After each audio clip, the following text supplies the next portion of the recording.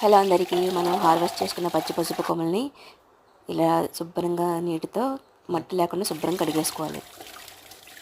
కొన్ని పచ్చి పసుపు కొమ్మలు నేను కస్తూరి పసుపు కోసం తీసుకుంటున్నాను అనమాట. పైన పచ్చి పసుపు కొమ్మ పైన తోలు ఉంటుంది కదండి, కొద్దిగా తీసేసి వాటిని చిన్న చిన్న ముక్కల కింద కట్ చేసుకొని ఆవు పాలలో రాత్రి అంతా నానబెట్టుకోవాలన్నమాట. నానబెట్టుకుని తెల్లారి శుభ్రంగా ఇలా వడపోసేసుకుని 2 రోజులు ఎండలో ఆనబెట్టేసుకుని తర్వాత పొడి చేసుకోవాలన్నమాట దీన్ని.